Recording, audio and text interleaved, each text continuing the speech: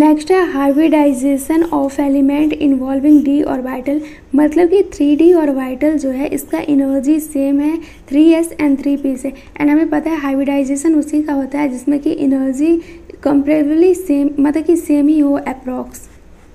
तो 3 and second case में दिया गया है कि 3d का जो एनर्जी है वो सिमिलर है 4s एंड 4p से। तो ये सब का जो हाइब्रिडाइजेशन पॉसिबल है, मतलब कि कंबाइन जो होगा ऑर्बिटल, तो फॉर्मेशन होगा इसमें होगा 3s 3p एंड 3d का। एंड ये जो 3d 4s 4p है इसमें फॉर्मेशन होगा 3d 4s and 4p। Hybridisation orbital possible है इसमें। एंड एक और केस दिया गया है 3p एंड 4s ऑर्बिटल जो है इसका एनर्जी डिफरेंट है, तो इसमें हाइब्रिडाइजेशन पॉसिबल नहीं है, मतलब कि इसमें 3p 3d 4s का बनना पॉसिबल नहीं है क्योंकि ये सब का एनर्जी बहुत ही ज़्यादा गैप है। तो एग्जाम्पल की हेल्प से समझते हैं। एग्जाम्पल एनसीईआरटी में PCl5 दिया गया है एंड p का इलेक्ट्रॉनिक कॉन्फ़िगरेशन लिखे तो 1s2 2s2 2p6 3s2 3p3 होगा। तो यहाँ पे बना लेते हैं पहले ऑर्बिटल।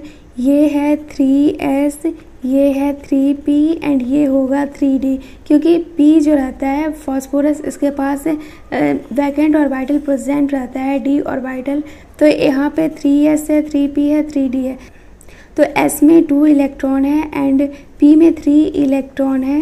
जब हम ये ग्राउंड स्टेट में है, जब हम इसको इसमें से एक इलेक्ट्रॉन एक्साइट कर देंगे तो सब में सिंगली हो जाएगा, मतलब कि ये जो एक इलेक्ट्रॉन यहाँ पे था ये यहाँ पे एक्साइट होके चला आएगा। एंड ये सब हम किए क्यों है, क्योंकि यहाँ पे क्लोरीन 5 है। अब सब में एक एक इलेक्ट्रॉन डाल देंगे क्लोरीन का एंड यहाँ पे 1 2 3 4 5 बन गया। तो वही अब इसका हाइब्रिडाइजेशन लिखेंगे तो ये होगा s एंड ये होगा इसमें कितना है p3 एंड ये हो जाएगा d। तो इसका हाइब्रिडाइजेशन आ गया sp3d। ये है हाइब्रिड ऑर्बिटल एंड इसमें 5 ऑर्बिटल इन्वॉल्व है 1 2 3 4 5। नेक्स्ट है हाइब्रिडाइजेशन को कैसे फाइंड करते हैं, तो इसको नेक्स्ट पेज पे अच्छा से समझते हैं। हाइब्रिडाइजेशन फाइंड करने के लिए एग्जाम्पल में लेते हैं SF4। तो इसमें हमें हाइब्रिडाइजेशन फाइंड करना है तो कैसे करेंगे। सबसे पहले हम लिखेंगे total valence electron by 8। Total valence electron इसमें कितना होगा, सल्फर का होता है 2 8 2 10 6 एंड फ्लोरीन का होगा 2 7, तो 6 + 7 × 4/8, तो ये हो जाएगा 34/8।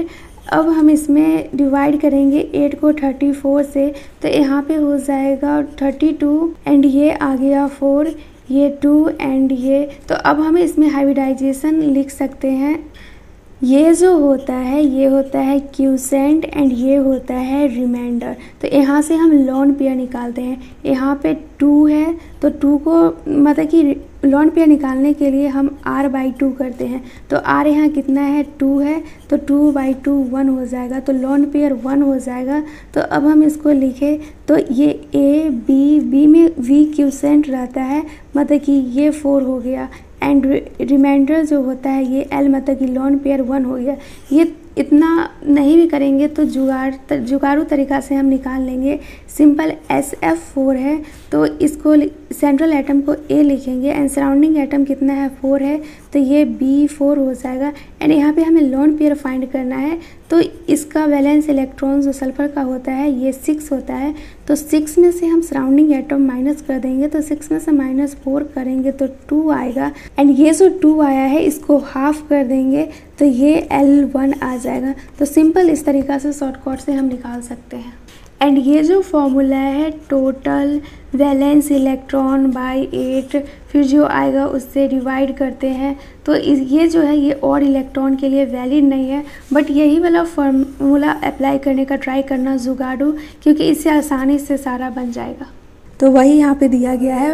एंड अब इसका हाइब्रिडाइजेशन लिखेंगे तो ये 415 हो जाएगा, क्योंकि हाइब्रिडाइजेशन में बॉन्ड पेयर लोन पेयर दोनों को लेते हैं, तो ये हो जाएगा sp3d 3 एक 4 एक 5। sp2 को स्क्वायर प्लेनर बोलते हैं। इसमें जो एटॉमिक ऑर्बिटल इन्वॉल्व रहता है वो d रहता है, s रहता है एंड p रहता है। नेक्स्ट है sp3d2 लिखा हो या फिर d2sp3 लिखा हो, इसको बोलते हैं ऑक्टाहेड्रल। एंड ये सब एग्जाम्पल जो है वो NCERT में दिया गया है, तो सबको बना के देख लेना और फिर सब कौन सा हाइब्रिडाइजेशन है वो लिख देना। नेक्स्ट है MOT। MOT का फुल फॉर्म होता है मॉलिक्यूलर ऑर्बिटल थ्योरी। एंड इसका फीचर ये है कि दो एटॉमिक ऑर्बिटल कंबाइन होता है तो दो मॉलिक्यूलर ऑर्बिटल बनता है। जितना एटॉमिक ऑर्बिटल कंबाइन होगा उतना मॉलिक्यूलर ऑर्बिटल फॉर्म होगा। मॉलिक्यूलर ऑर्बिटल जो होता है ये दो टाइप का होता है, BMO एंड AVMO।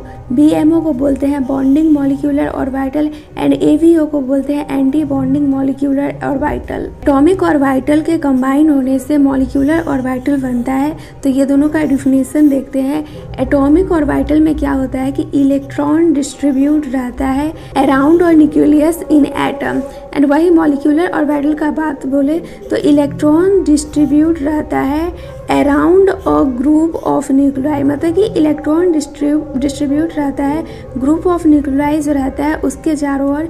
यहाँ एटम में डिस्ट्रीब्यूट रहता है एंड मॉलिक्यूलर ऑर्बिटल में मॉलिक्यूल में डिस्ट्रीब्यूट रहता है। नेक्स्ट है फॉर्मेशन ऑफ मॉलिक्यूलर ऑर्बिटल। तो सिंपल है, मॉलिक्यूलर ऑर्बिटल का फॉर्मेशन कैसे होता है, जब लिनियरली कंबाइन होता है एटॉमिक ऑर्बिटल तो मॉलिक्यूलर ऑर्बिटल का फॉर्मेशन होता है। Linear combination of atomic orbital को शॉर्टकट में बोलते हैं LCAO। NCERT में लिखा गया है।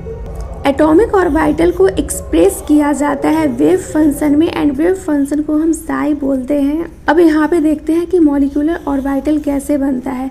तो ये देखो मॉलिक्यूलर ऑर्बिटल है साई मॉलिक्यूलर ऑर्बिटल एंड ये जो है सेपरेट में साई A साई B, ये है एटॉमिक ऑर्बिटल।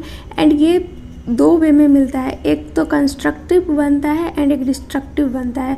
तो प्लस में कंस्ट्रक्टिव होगा एंड माइनस में डिस्ट्रक्टिव होगा, इसी को बोलते हैं लीनियर कॉम्बिनेशन। तो एक एक करके देखते हैं। सिग्मा जो है तो सिग्मा को लिखेंगे तो Sai A plus psi B लिखेंगे। एंड ये जो होता है ये बॉन्डिंग मॉलिक्यूलर ऑर्बिटल होता है जिसको कि शॉर्टकट में BMO बोलते हैं। फिर सिग्मा स्टार लिखे तो यहाँ पे जहाँ पे भी स्टार दिखे वहाँ पे माइनस आ जाएगा, Sai A minus psi B। And ये जो होता है एंटी बॉन्डिंग मॉलिक्यूलर ऑर्बिटल होता है।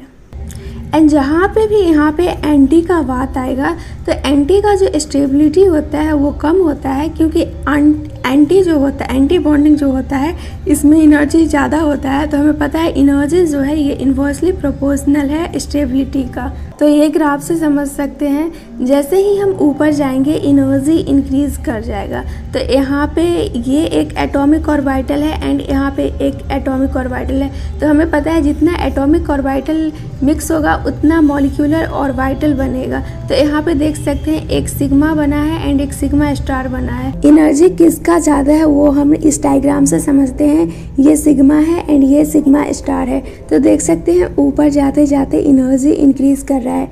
ये एटॉमिक ऑर्बिटल है एंड ये मॉलिक्यूलर ऑर्बिटल है, इसको बोलते हैं बॉन्डिंग मॉलिक्यूलर ऑर्बिटल। एंड ये है एंटी बॉन्डिंग मॉलिक्यूलर ऑर्बिटल। तो देख सकते हैं सबसे कम एनर्जी है बॉन्डिंग ऑर्बिटल का, फिर है एटॉमिक ऑर्बिटल का एंड सबसे ज़्यादा एनर्जी है एंटी बॉन्डिंग मॉलिक्यूलर ऑर्बिटल का। तो हम स्टेबिलिटी का बात करें तो स्टेबिलिटी जो होता है ये इन्वर्सली प्रोपोर्शनल एनर्जी का होता है, मतलब कि एनर्जी डिक्रीज करेगा तो स्टेबिलिटी इंक्रीज करेगा।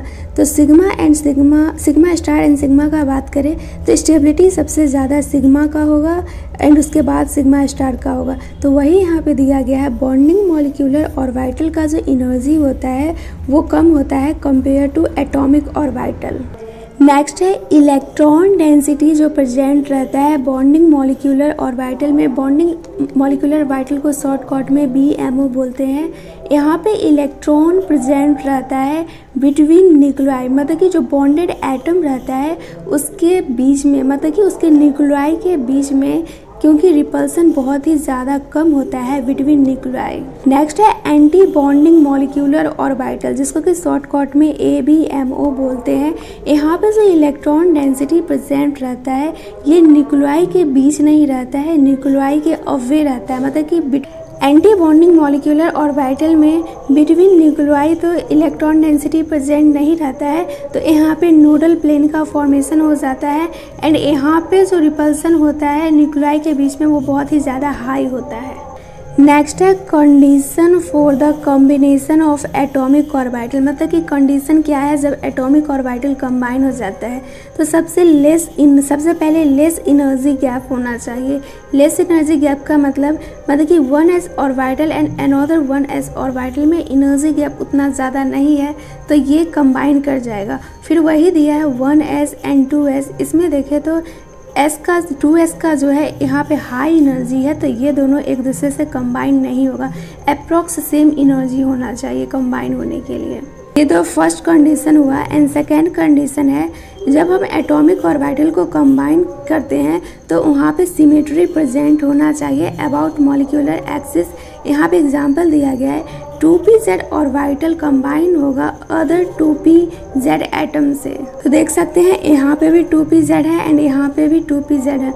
अगर वही हम 2px ऑर्बिटल लेते हैं एंड अदर एटम का 2py ऑर्बिटल लेते हैं तो इसमें सिमेट्री प्रेजेंट ही नहीं है, तो ये कंबाइन नहीं होगा क्योंकि ये x हो गया एंड ये y हो गया, तो यहाँ पे सिमेट्री नहीं आएगा।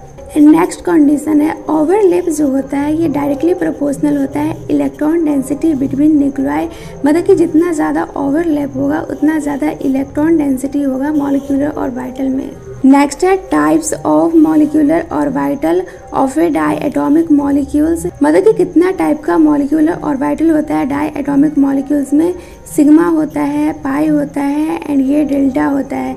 तो सिग्मा जो रहता है ये सिमेट्रिकल रहता है around bond axis and pi जो रहता है इसमें सिमेट्री नहीं रहता है। एनसीईआरटी में ऐसे ग्राफ करके दिया हुआ है तो इसको समझते हैं। तो ये देखो एनर्जी है, तो एनर्जी ऊपर जाते जाते इंक्रीज करता है। ये एटॉमिक ऑर्बिटल है एंड ये मॉलिक्यूलर ऑर्बिटल है। ये 1s है एंड ये 1s है, तो जितना एटॉमिक ऑर्बिटल होगा उतना मॉलिक्यूलर ऑर्बिटल का फॉर्मेशन होगा। तो ये सिग्मा 1s बना एंड ये सिग्मा स्टार 1s बना। तो देखो जहाँ पे भी एंटी बॉन्डिंग मॉलिक्यूलर ऑर्बिटल बनता है वहाँ पे माइनस होता है, मतलब कि ये दोनों एटॉमिक ऑर्बिटल है तो ये दोनों के बीच में माइनस होगा। ये 1s है, ये 1s है, तो यहाँ पे सिग्मा स्टार 1s बना है। वही बॉन्डिंग मॉलिक्यूलर ऑर्बिटल बनता है तो ये जो एटॉमिक ऑर्बिटल है ये दोनों के बीच में प्लस होगा एंड ये इस टाइप से बन जाएगा सिग्मा 1s। तो इसी को यहाँ पे ग्राफ से रिप्रेजेंट किया गया है। तो ये देख सकते हैं बॉन्डिंग मॉलिक्यूलर ऑर्बिटल जो है ये यहाँ पे दिया गया है sigma and anti bonding molecular orbital यहाँ पे दिया गया है। ये 1s है, ये 1s है। एंड एक बात ध्यान रखना, एंटी बॉन्डिंग मॉलिक्यूलर ऑर्बिटल हो या फिर बॉन्डिंग मॉलिक्यूलर ऑर्बिटल हो, सिग्मा आता है तो सिग्मा का मतलब ये है कि वो सिमेट्रिकल है। नेक्स्ट एनसीईआरटी में दिया गया है 2pz एटॉमिक ऑर्बिटल है एंड 2pz है, तो ये दोनों के बीच में माइनस होगा अगर एंटी बॉन्डिंग मॉलिक्यूलर ऑर्बिटल बन रहा है तो यहाँ पे सिग्मा स्टार आ गया, मतलब कि यहाँ पे एंटी ही होगा। तो यहाँ पे 2pz का फॉर्मेशन हुआ एंड बीच में देख सकते हैं नोडल प्लेन आ गया है एंड नोडल प्लेन आएगा तो यहाँ पे इलेक्ट्रॉन डेंसिटी 0 होगा एंड ये भी है anti bonding sigma molecular orbital, मतलब कि इसमें भी सिमेट्री है। देख सकते हैं प्लस माइनस जितना इधर है उतना इधर है। फिर जब हम 2pz एंड 2pz को प्लस करेंगे, यहाँ पे माइनस किए थे बट यहाँ पे प्लस करेंगे तो बॉन्डिंग मॉलिक्यूलर ऑर्बिटल का फॉर्मेशन होगा। यहाँ पे जो बॉन्डिंग मॉलिक्यूलर ऑर्बिटल बनेगा वो सिग्मा बनेगा, तो सिग्मा है तो इसमें सिमेट्री भी होगा। यहाँ पे बनेगा सिग्मा 2pz। ऐसे कभी फिगर याद रखना क्योंकि मैं बहुत सारे टेस्टेज में देखी हूँ कि फिगर भी पूछ लिया जाता है।